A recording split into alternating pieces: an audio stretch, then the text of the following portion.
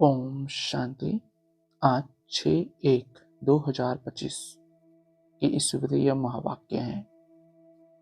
आज की मुरली का सार है, मीठे बच्चे, तुम्हारा एक एक बोल बहुत मीठा फर्स्ट क्लास होना चाहिए। जैसे बाप दुख हरता सुख करता है, ऐसे बाप समान सबको सुख दो। आज का प्रश्न, लौकिक मित्र संबंधियों को ज्ञान देने की युक्ति क्या है? उत्तर, कोई भी मित्र संबंधी आदि हैं तो उनसे बहुत नम्रता से, प्रेम भाव से मुस्कुराते हुए बात करनी चाहिए। समझाना चाहिए यह वही महाभारत लड़ाई है। बाप ने रुद्र ज्ञान यज्ञ रचा है। मैं आपको सत्य कहता हूँ कि भक्ति आदि तो जन्म जन्मांतर की, अब ज्ञान शुरू होता है। जब मौका मिले तो बहुत युक्ति से बात करो। कुटुंब परिवार में बहुत प्यार से चलो, कभी किसी को दुख न दो। आज की मुरली से मुख्य पॉइंट, रावण ने तुमको बहुत दुखी बनाया है। तुम्हारा केस दाखिल होता है बड़े कोर्ट में। मनुष्य पुकारते रहते हैं, बाबा आओ, आकर के हमको दुख से छुड़ाओ। एक दिन सुनवाई तो जरूर होती है, बाप सुनते भी हैं, ड्रामा अनुसार आते भी हैं, बिल्कुल पूरे टाइम पर।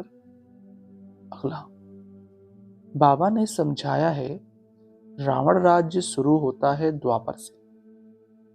तुम बच्चों को मालूम पड़ गया है, बाबा कल्प कल्प संगम युग पर आते हैं। यह है बेहद की रात। शिव बाबा बेहद की रात में आते हैं। अगला, बाप ही पतित पावन है, वह जब आए तब सुनवाई हो। अब तुम्हारी सुनवाई हुई है। बाप कहते हैं, मैं आया हूं पतितों को पावन बनाने। अगला, बाबा कहते, तुम बच्चे इस योग बल से, साइलेंस के बल से साइंस पर जीत पाते हो, शांति का बल प्राप्त करते हो। साइंस से ही यह सारा विनाश होने का है। साइलेंस से तुम बच्चे विजय पाते हो। बाहुबल वाले कभी भी विश्व पर जीत पा नहीं सकते। अगला, तुम जानते हो हम साइलेंस के बल से अपना राज्य स्थापन कर रहे हैं। उन्हों की है आर्टिफिशियल साइलेंस, तुम्हारी है रियल साइलेंस। ज्ञान का बल शांति का बल कहा जाता है। नॉलेज है पढ़ाई, पढ़ाई से ही बल मिलता है। अगला, बाप कहते हैं, भगवान वाच माम एकम याद करो, क्योंकि अभी सबकी अंत घड़ी है, वानप्रस्थ अवस्था है, सबको वापस जाना है।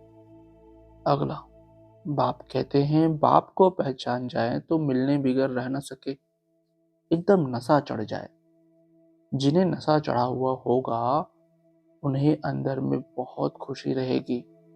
अगला, बाप की याद से ही सतोप्रधान बनना है। सारा दिन पूरा योग तो किसका लग भी ना सके।